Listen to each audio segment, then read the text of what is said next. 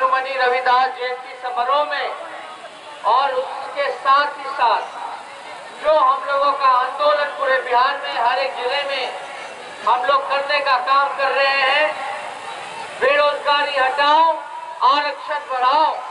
आप लोगों ने इस समारोह में, इस सभा में आकर के जो हौसला बुलंद करने का काम किया है, इसके लिए सभी लोगों को दिल से धन्यवाद देता हूं, आप लोगों का स्वागत करता हूं। आप लोग जानते हैं बेरोजगारी जो है चरम सीमा पर है। आज कितने नौजवान यहाँ नजर आ रहे हैं, आप बता दो कितने बेरोजगार हैं यहाँ, हाथ उठा करके बोलिए। आप सब लोगों को रोजगार चाहिए ना, तो कैसे मिलेगा रोजगार? आप एक बात समझिए, आपकी बेरोजगारी तभी दूर हो सकती है जब आरक्षण बढ़ेगा, और आरक्षण तभी बढ़ेगा जब तक आप नौजवान सड़कों पे आकर के आंदोलन नहीं करोगे तो आरक्षण बढ़ने वाला नहीं है, बेरोजगारी मिटने वाला नहीं है। जो सत्ता में बैठे लोग हैं, निकम्मे लोग हैं, आप लोगों से वादा किया था कि नहीं किया था 2 करोड़ रोजगार देने के साल में? बोला था कि आएंगे तो सालाना 2 करोड़ रोजगार देने का काम करेंगे। रोजगार मिला तो क्या सलाह मिला? पकौड़ा बेचिए। सलाह तो यही ना मिला था। ऐसा लग रहा कि मोदी जी आपके प्रधानमंत्री बनने के बाद पकौड़ा का दुकान खुलने लगा, उससे पहले पकौड़ा का दुकान ही नहीं खुलता था। आप लोग जानिए, हम तो पकौड़ा बेचने वालों का सम्मान करते हैं। हम तो पकौड़ा बेचने वाले का, पान बेचने वाले का, सब्जी बेचने वाले का, चाय बेचने वाले का, सबका सम्मान है। अगर हमारे परिवार में कोई भूखा सोए तो उसको या घर चलाने के लिए हम सब नौजवान डिग्री होते हुए भी पकौड़ा बेचने के लिए तैयार है। लेकिन मोदी जी, हमारी एक मांग है, हम पकौड़ा बेच लेंगे, लेकिन पकौड़ा बेचने के लिए भी तो दुकान चाहिए होता है, ठेला चाहिए होता है, सामग्री चाहिए होता है। तो जो 15-15 लाख खाते में जो वादा किया था, 2-4 लाख रुपया बोली करा दीजिए, सब नौजवानों का काम करवा दीजिए, हम पकौड़ा बेचने के लिए तैयार है। लेकिन आप बात समझिए, हर साल अगर 2 करोड़ लोग अगर पकौड़ा बेचने का काम करेंगे तो पकौड़ा कौन खाएगा? यानी 5 साल में 10 करोड़ लोग जो है पकौड़े बना करके बेचेगा। यानी कि हर घर में पकौड़ा बनाने वाला मिलेगा, तो बाहरवा जाके के खाएगा। यानी दुकान नहीं चलेगा, आमदनी नहीं होगी। ये फिर से जुमलेबाजी कर रहे हैं, फिर से आपको धोखा देने का काम कर रहे हैं। आज समय आ गया है, जो नौजवानों ने 2014 में गलती करने का काम किया था, लोगों ने मोदी जी पे भरोसा करने का काम किया था, आज समय आ गया है कि आपको बदला लेने का समय है, बदला लेने का समय है। आप सब लोगों को ठगने का काम किया गया। आज दिक्कत ये है कि सबसे दुनिया में सबसे युवा देश हम लोगों का देश है, और युवा देश में सबसे ज्यादा युवा प्रदेश बिहार है।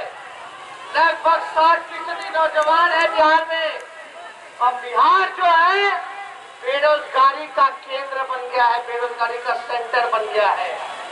बिहार के लोग बाहर जा रहे हैं शिक्षा के लिए, चिकित्सा के लिए, रोजगार के लिए, चाहे दूसरे राज्य जाना पड़े या विदेश जाना पड़े, लेकिन लोग जा रहे हैं।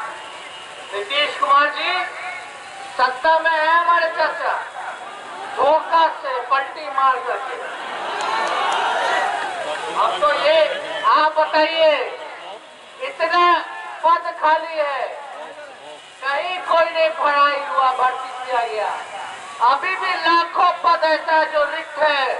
नीतीश कुमार जी खाली कॉन्ट्रैक्ट पे कर रहे हैं, कॉन्ट्रैक्ट पे कर रहे हैं, निजी क्षेत्रों में दे रहे हैं, लेकिन सरकारी नौकरी किसी को नहीं दे रहे। और अगर कहीं निकल भी रहा है सरकारी नौकरी तो एक जिला के लोगों को मिल रहा है, एक जिला के लोगों को मिल रहा है, बाकी जिला के लोगों की छटनी की जा रही है। आप लोग समझ जाइए, आज जो बेरोजगारी जो है, आज चाहे डॉक्टर की डिग्री हो, इंजीनियर की डिग्री हो, पीछे हो जाओ, आज कितना डिग्री आप लोगों के पास हो लेकिन नौकरी नहीं है। हम लोग समाचारों में, अखबारों में पढ़ते हैं कि नहीं पढ़ते हैं कि डिग्री होते हुए भी, एमबीए का डिग्री होते हुए भी, इंजीनियर का डिग्री होते हुए भी आज का लड़का चपरासी में भर्ती देने का काम कर रहा है, अपील कर रहा है कि नहीं कर रहा। आज जो स्थिति बनी है, हम लोग सब लोगों को एकजुट होकर के सभी नौजवान इस लड़ाई को लड़ने का काम करें। और सबसे बड़ी बात है, जो सत्ता में जो लोग बैठे हैं, जो लोग हमारे संविधान को, बाबा साहब के अम्बेडकर के लिखे हुए संविधान को खत्म करके वो चाहते हैं नागपुरिया कानून लागू करना, जो आरएसएस का एजेंडा है वो चाहते हैं, उसको लागू करना चाहते हैं। वो संविधान विरोधी लोग हैं, वो आरक्षण को खत्म करना चाहते हैं। और आप लोग सब लोग जानते हैं महात्मा गांधी की हत्या किसने करने का काम किया था। आज ये अम्बेडकर को नहीं पूछते। ये लोग जो है पूरी तरीके से जो शुरू में जो वर्ण व्यवस्था थी उसको ये लोग लागू करने का काम करते हैं। और यही चालाकी चल रही है कि धीरे धीरे जो है आरक्षण को खत्म कर दो, फिर से पिछड़ा समाज हो, दलित समाज हो, अति पिछड़ा समाज हो, महादलित हो, फिर से गुलामी करता रहे, फिर से मालिक मालिक बोलता रहे। ये फिर से वो व्यवस्था लाना चाहते हैं जो हमारी लड़ाई है। आज जितने पिछड़े लोग हो, जितने दलित भाई हो, आज समय आ गया है आप लोगों को एकजुट होकर के लड़ाई लड़ने का। अगर आप नहीं लड़ोगे तो आपके अधिकार को धीरे धीरे ये लोग छीनने का काम करेंगे। जगदेव बाबू क्या करते थे, पहली पीढ़ी जो है गोली खाएगी, दूसरी पीढ़ी जो है जेल जाएगी और तीसरी पीढ़ी जो है राज करने का काम करेगी। इसलिए तो 100 में 90 शोषित है, 90 भाग हमारा है। इस नारे को आप लोग जिंदा करने का काम करो, इस लड़ाई को आप लोग लड़ाई लड़ने का काम करो। ये आपका वंचितों का, शोषितों का, जो समाज में आपके मैदान में खड़ा व्यक्ति है, ये उसकी लड़ाई है, ये उसका अधिकार है। और अधिकार किसको मिल रहा है? अभी 10% कहा जाता है स्वर्ण गरीब को आरक्षण है, दिया गया कि नहीं दिया गया? क्या बोला गया? स्वर्ण गरीब। हम मानते हैं कि स्वर्ण गरीब को भी आरक्षण नहीं दिया इन लोगों ने। इन्होंने स्वर्ण अमीरों को आरक्षण देने का काम किया, स्वर्ण अमीरों का आरक्षण देने का। हम तो मानते हैं गरीबी जो है हर जात में, हर धर्म में, ऊंच नीच जो भी है, आप देखिएगा गरीबी हर जातियों में है। लेकिन आनंद फानंद में मात्र 72 घंटों में ये जो स्वर्ण के बहाने, स्वर्ण गरीबों के बहाने जो आरक्षण लागू करने का काम किया गया है, ये केवल और केवल थर्मामीटर का काम कर रहा है। आप समझिए, थर्मामीटर मतलब कि लगाया है सुई और देख रहा कि पिछड़ा दलित में क्या रिएक्शन है, समझ रहे हैं? और धीरे धीरे इसको समाप्त करने का इशारा है। आप बताओ, ये स्वर्ण गरीबों को कैसे आरक्षण हो गया?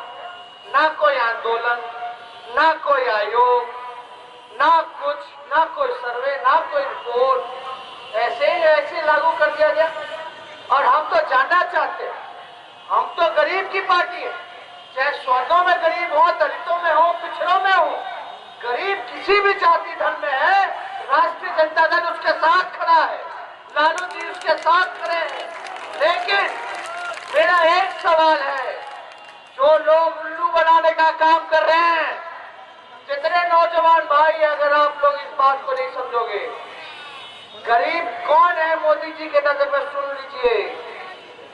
जो सालाना 8 लाख रुपया कमाता हो, यानी महीना उसका निकालोगे 12 महीना, यानी हर एक महीना जो 66,666 रुपया कमाता है, वो गरीब है क्या? आरक्षण उसको दे दिया गया। जो महीना में 66,666 रुपया कमाता है, उसको आरक्षण दे दिया गया। आप बोलो ये स्वर्ण अमीर है कि स्वर्ण गरीब है? आरक्षण गलत दिया कि नहीं दिया? इसका विरोध होना चाहिए कि नहीं होना चाहिए? अरे जो 5,000 महीना में कमाता हो, जिसको रोटी ना मिलता हो, जो 15,000 कमाए, उसको नहीं देना चाहिए? कि 65,000-66,000 वाला लोग को जो 8 लाख रुपया, मतलब समझिए आप 8 लाख रुपया सालाना कमाने वाला इनकम टैक्स रिटर्नों दे रहा है, आरक्षणों ले रहा है। ये कौन सा बात है भाई? मतलब आप सरकार को पैसों दे रहे हो और आरक्षण दे रहे हो। दूसरा क्या, जिसके पास 5 एकड़ जमीन है, हम तो भैया गरीब उसको समझते थे जो भूमिहीन है, जो सड़क पे सोता है। मोदी जी तो बोलते हैं गरीब वो है जो 5 एकड़ जमीन है जिसके पास, उसी को आरक्षण दे दिए। आप बताइए इसका विरोध करें कि नहीं करें? हम इसका करना चाहिए कि नहीं करना चाहिए? और ये जो आरक्षण मिल रहा है, ये किसका अधिकार मारा गया है? पिछड़ा दलितों का मारा गया कि नहीं मारा गया? आप समझिए कि बाबा साहब ने जो आरक्षण दिया SC ST को, फिर पिछड़ों के लिए मंडल कमीशन बैठा, कई साल लगे पिछड़ों को आरक्षण देने में। 1931 में जो जातीय जनगणना हुई थी, उसके आधार पर पिछड़ों को, दलितों को, आदिवासियों को आरक्षण मिला। हमारी एक मांग है, कितने खून बहे थे, कितने आंदोलन बहे थे मंडल कमीशन को लागू करने के लिए, लेकिन ये जो आरक्षण है, ये 72 घंटे में बिना कोई आंदोलन के, बिना कोई रिपोर्ट के, बिना कोई किसी चीज के ऐसे ही लागू कर दिया गया। हमारे पार्टी का एक मांग है, नई सिरे से जातीय जनगणना कराओ, चाहे ब्राह्मण हो, राजपूत हो, यादव हो, कुशवाहा हो, दलित हो, पिछड़ा, अति पिछड़ा हो, सब जाति का जनगणना कराओ और जिसकी जितनी संख्या भारी उसकी उतनी भागीदारी, जिसकी जितनी संख्या भारी उसकी उतनी भागीदारी। मतलब कि जिसका जितना संख्या है उसको उतना हिस्सा मिलना चाहिए। ये हम लोगों की लड़ाई है। इस लड़ाई को हम लोग लड़ने का काम कर रहे हैं और हम लोग चाहते हैं कि आप सब लोग हम लोगों के हाथों को मजबूत करने का काम करें। नहीं तो ये जो कर्पूरी जी ने, लोहिया जी ने, जेपी जी ने, लालू जी ने जो लड़ाई लड़ने का काम किया आरक्षण को लेकर के, मंडल कमीशन को लागू करने के लिए, सामाजिक न्याय का झंडा को ऊंचा करने का काम किया, तो कहीं ना कहीं से आज हम ऐसे ही इतने पीछे हैं उन लोगों से। समझो, आज जो हम लोग को जो थोड़ा बहुत अधिकार है, अगर वो भी ले लेंगे तो हम लोग जो है और कितने पीछे चले जाएंगे। इसलिए हम लोगों को जागरूक होने की जरूरत है और एकजुट होकर के इस लड़ाई को लड़ने की जरूरत है। हमारी दूसरी मांग है कि जो 1931 में जनगणना हुई, आज 2019 है, आज पिछड़ों की आबादी बढ़ी, आज दलितों की आबादी बढ़ी, तो आरक्षण जो है इसको बढ़ाना चाहिए। सोचिए 1931 से क्या आबादी थी, आज 2019 से कितनी आबादी हो गई। तो इसलिए इस लड़ाई को हम लोगों को लड़ने का काम करना है और इसीलिए ना पिछड़ों का, दलितों का, अल्पसंख्यक भाइयों की लड़ाई लड़ने का, सामाजिक न्याय की लड़ाई को लालू जी ने लड़ने का काम किया तो ये बीजेपी वाले लोग उनको जाली केस में फंसा करके जेल में भेजने का काम किया। ये मोदी जी लोग जानते थे कि लालू जी अगर बाहर रहेंगे तो किसी माई के लाल में दम नहीं जो हमारे आरक्षण और संविधान के साथ छेड़छाड़ कर सके, हमारे गरीबों के साथ कोई हकमारी कर सके। इसलिए लोग लालू जी को जेल भेजने का काम किया। लालू जी को सोचता था ये लोग डरा देगा जेल भेज कर, लेकिन ये लोग भूल गए हमारे पलटू चाचा मोदी जी, ये लोग भूल गए कि हमारे पिता शेर है, शेर इनके किधर भक्ति से हम लोग डरने वाले नहीं है। तो सोचा भैया ये तो लालू जी जेल चल गए तो उन्हें डरा रहे, तो इनको कैसे डराया जाए। तो बाल बच्चा सब पे मुकदमा कर दो, सब पे मुकदमा कर दो। हो सके कि बाल बच्चा पे मुकदमा होगा तो बाबू जी डरा जाए, बेटवन सब डरा जाएगा, घर वाला सब डरा जाएगा। अरे शेर का खून अंदर है, हम लोग डरने वाले नहीं, हम लोग सबक सिखा करके रहेंगे। सिखा रहे ना सबक, चौकीदारी कर रहे हैं। ऐसा चौकीदारी हुआ कि नीरव मोदी भाग गया, विजय माल्या भाग गया, ललित मोदी भाग गया और सब एक बिरादरी का भाग गया। क्या है भाई? अरे मोदी जी आप भले ही अपने आप को चौकीदार कहो, लेकिन देश की जनता थानेदार है, थानेदार। आपने अगर चौकीदारी में गलती की है तो देश का थानेदार चौकीदार को सबक सिखा के रहेगा, सजा देने का काम करेगा। और आप लोग समझ जाइए यही सभा स्थल था ना, कौन सा 70,000 करोड़ दूं, 80,000 करोड़ दूं, 1,00,000 करोड़ रुपया दिया। अरे पूछिए ना भैया कहाँ दिया, किसको दिया? ललित मोदी जी को, नीरव मोदी जी को, विजय माल्या जी को। बताइए कैसे हम लोगों को उल्लू बना दी लोग, और अपना नौजवान सब हो लगा कि मिल ही गया। बोले कि बिहार को स्पेशल राज्य का दर्जा देंगे, दर्जा। अब बिहार गिड़गिड़ा रहे हैं हमारे मुख्यमंत्री जी की पटना यूनिवर्सिटी को सेंट्रल का दर्जा दे दिए। बताइए सेंट्रल यूनिवर्सिटी का दर्जा नहीं दे रहे पटना यूनिवर्सिटी को, बोले बिहार को विशेष राज्य का दर्जा दे दिए। चाचा कहते हैं डबल इंजन के सरकार पर, डबल इंजन।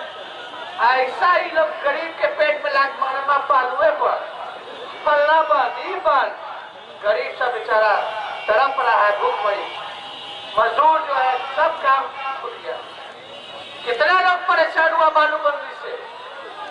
कहीं जो डबल इंजन के सरकार में एक इंजन अपराध में और दूसरा का भ्रष्टाचार। ऐसा शराबबंदी देखे कि होम डिलीवरी होने लगी। जब भाई शराबबंदी बा 200 रुपया के बोतल 1500 में बैठाता। आप समझ रहे हैं, जो बोतल जहां से गया वो तो 200 ले रहा है, लेकिन 200 के अलावा 1300 रुपया खेल रहा है।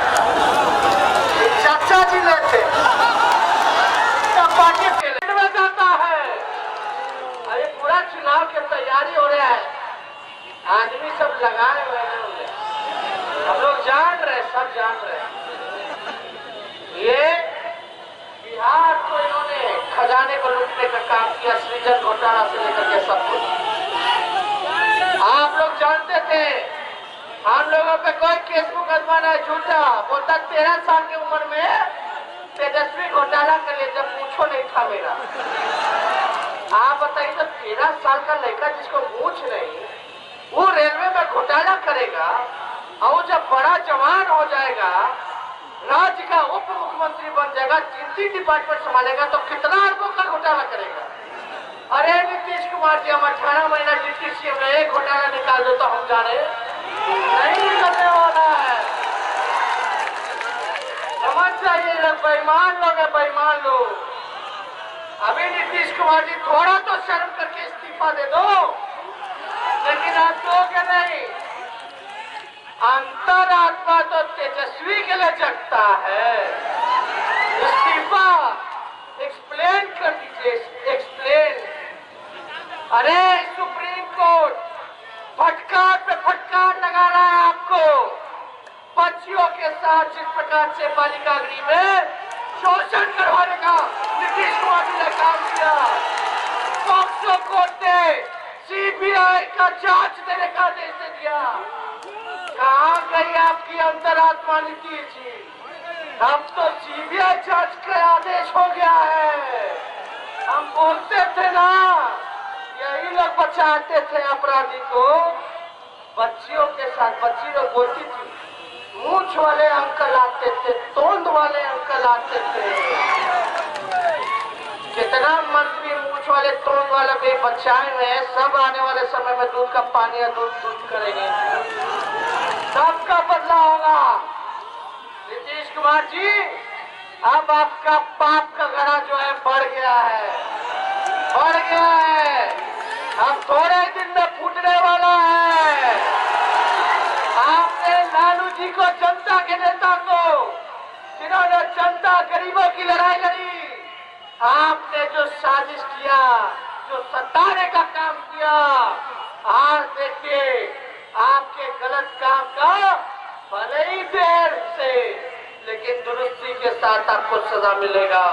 आप बचने वाले नहीं हैं। हमको तो शर्म आता, हमको तो लगा अब चाचा तो कुछ बोलेंगे, नैतिकता की बात करेंगे, अंतरात्मा की बात करेंगे। अब तो ऐसा लगता है कि उनका अंतरात्मा बंगाल के खाड़ी में जाके डूब गया। अरे जिस मुख्यमंत्री पे कौन आरोप लगाया, कोर्ट में एफिडेविट किया, जो डॉक्टर जो बच्ची को गलत इंजेक्शन देता था गलत काम के लिए, वो डॉक्टर एफिडेविट पे कहता है कि नीतीश कुमार जी का हाथ है आरोपियों को बचाने में।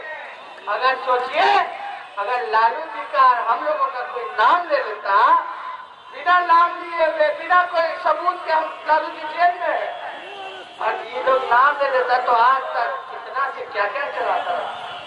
आज दुख की बात है, हम नहीं कहेंगे, इन पत्रकार भाइयों का गलती नहीं है, लेकिन पता नहीं इतनी बड़ी खबर लोग दिखाते क्यों? खाली बदनाम करना है तो लालू जी का परिवार को बदनाम करना है, और कोई नेता गलत काम करता ही नहीं।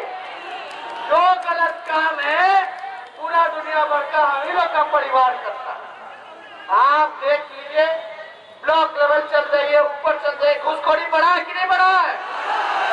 जाति प्रमाण पत्र बनाना हो तो भी घूस मिलता, देना पड़ता कि नहीं देना पड़ता? ये स्थिति है। आज नीतीश कुमार जी पे मुकदमा चल रहा है। आप लोग हैरान हो जाएंगे, एक बात हम बता देंगे तो, ये जब सीबीआई का कोर्ट का जब फैसला आया पॉक्सो कोर्ट का, तो नीतीश कुमार जी नकली सीबीआई वकील को एक कैमरा के सामने खड़ा कर दिए और उससे बोलवा दिए कि झूठा खबर चल रहा है। मतलब अपने नकली वकील खड़ा करवा करके मीडिया के सहयोग से ये चलवा दिए कि ऐसा कोई आदेश नहीं हुआ मुख्यमंत्री पर। आप बताइए, जो कोर्ट के आदेश के साथ खिलवाड़ करता हो, उसके जजमेंट को झूठा बता दे, वो व्यक्ति क्या क्या नहीं कर सकता है। ये बात समझने की जरूरत है। हम दिल्ली में थे, हमने प्रेस कॉन्फ्रेंस किया, हमने कई सवाल पूछे अपने चाचा से। आज भी हम ठोक करके कहते हैं, नीतीश कुमार जी अगर ईमानदार हो तो मेरे सामने आकर के आप बहस करके दिखाओ, जवाब दो। अगर आप ईमानदार हो तो हमको कहते थे एक्सप्लेन कर दीजिए हमको। हमारे साथ जनता है और आपके साथ अपराधी और बेईमान और भ्रष्टाचारी लोग हैं। आज जनता को आप लोगों ने सताने का काम किया है। आने वाले समय में ये जो आपकी डबल इंजन की सरकार वाली सरकार है, जो चोर दरवाजे से जनादेश का अपमान करके आई है, उसको मुंह तोड़ जवाब देने का काम करेगी और आपको सत्ता से बेदखल करके दिखाएगी। बेदखल करना है ना, जवाब देना है ना, आप लोग समझ जाइए। एगो गिरिराज सिंह जी है, गिरिराज सिंह। हम लोग देश में शांति की बात करते हैं, भाईचारा की बात करते हैं, जोड़ने की बात करते हैं, तो गिरिराज सिंह कहते हैं कि पाकिस्तान भेज देंगे। लगता है ये देश उनके पाप का देश है जो हम लोगों को पाकिस्तान भेजेंगे। ये जितना बेईमान है, जितना करप्ट, ये गिरिराज सिंह। विदेशी पैसा मिला था खूब, करोड़ों रुपया, मंत्री रहते हुए बोलते हैं कि मेरा दोस्त दिया था हमको रखने के लिए, चाचे खत्म। यही हमारे घर में छापा पर छापा, बचपन से छापा देख रहे हैं, एक को पैसा नहीं मिला सीबीआई के, एक को पैसा नहीं मिला। लेकिन वही गिरिराज सिंह जी के घर से मिलता है करोड़ों रुपया, तो ईमानदार है। तो ये सारा साजिश करने वाले लोगों से जानिए, ये बीजेपी वाले लोग जब कुछ नहीं बचेगा, क्योंकि लोग जानते काम तो कुछ किया नहीं, खाली जुमलेबाजी की, झूठ बोला, खाली विदेश घुमा, तो जनता तो वोट देगी नहीं। तो क्या करेंगे भाई? दंगा फसाद करेंगे, हिंदू मुसलमान को आपस में लड़वाएंगे, भाई भाई में लड़वाने का काम करेंगे। तो एगो चुटकुला चलता है जो हम हर जगह सुनाते हैं। राम जी और सीता जी स्वर्ग में बैठे हुए थे, तो राम जी को हिचकी आता है, तो सीता मैया पूछती है प्रभु काहे हिचकी आ रहा है? तो राम जी कहते हैं लगता है चुनाव पास में है, बीजेपी याद कर रही है। तो आप लोग समझिए, ये लोग वो लोग हैं जिन्होंने जिंदगी भर अंग्रेजों की गुलामी की, देश के आजादी में इनका कोई योगदान नहीं। आज वही हम लोगों को देशभक्ति का पाठशाला पढ़ाने का काम कर रहे हैं। तो आप लोग समझिए, ये तो नाथूराम गोडसे में विश्वास रखने वाले लोग हैं, बाबा गोवरकर में विश्वास रखने वाले लोग हैं, जिन्होंने जिंदगी भर अंग्रेजों की चमचे या गुलामी करने का काम किया। आज वो लोग सत्ता में आए हैं और हमारे देश का खजाना को लुटवाने का काम कर रहे हैं, बर्बाद करने का काम कर रहे हैं। आज हम लोग उनके खिलाफ लड़ाई लड़ रहे हैं, सच के लिए लड़ रहे हैं। तो आज केस मुकदमा करा करके हम लोगों को दबाने की कोशिश की जा रही है। लालू जी को तो जेल भेजा, मेरी माँ पे मुकदमा, मेरे पे मुकदमा, मेरे भाई पे मुकदमा, मेरी 7 बहन है, मेरी 7 बहन पे मुकदमा, 7 जीजा जी पे मुकदमा, बहन के जितने सास ससुर थे यानी 14 हो गए, 7 यानी सास और ससुर 14 पे मुकदमा, उस सास और ससुर के रिश्तेदारों पे भी मुकदमा। लेकिन सोच लीजिए, हमारे पिता बीमार है, जेल में, बाल पक गया, कई एक बीमारी, हार्ट के पेशेंट, किडनी का, डायबिटीज का, ब्लड प्रेशर का, शुगर का, 70 साल से ज्यादा हो गया। जिस व्यक्ति ने छात्र जीवन से आप लोगों की लड़ाई लड़ने का काम किया, कितना भी कोशिश किया जा रहा है उनको झुकाने का, लेकिन वो झुकने का नाम नहीं ले रहे, लड़ाई लड़ने का काम कर रहे हैं। हम बता देंगे, लालू जी और हम लोग जिंदगी भर गरीबों के लिए, पिछड़ों के लिए, दलितों के लिए, अल्पसंख्यकों के लिए, प्रगतिशील वर्गों के लिए जो कुर्बानी हम लोगों को देना पड़ेगा, जो लड़ाई लड़ना पड़ेगा, उसको हम लोग लड़ाई लड़ने का काम करेंगे। लेकिन अगर हमारे गरीबों का अधिकार को छीनने का काम करेगा तो उसमें भी हम लोग चुप नहीं बैठेंगे। अगर अधिकार नहीं दोगे तो अधिकार लेना हम लोग जानते हैं, हमें पता है कि किस प्रकार से अपने आरक्षण को बढ़ाने का काम करना है, अपने संविधान को बचाने का काम करना है, अपने सामाजिक न्याय का झंडा किस प्रकार से बुलंद रखना है, धर्मनिरपेक्षता का झंडा किस तरह से ऊंचा रखना है, ये हम लोग जानते हैं। लेकिन हम तो जनता की अदालत में आए। आप लोग एक बात समझ लीजिए, जनता की अदालत ना तो सुनवाई करती है, ना तो तारीख देती है, सीधे फैसला करती है। तो फैसला आप लोगों को करना है। बड़े भरोसे के साथ आपकी अदालत में आए, जनता की अदालत में आए, फैसला आप लोगों को करना है।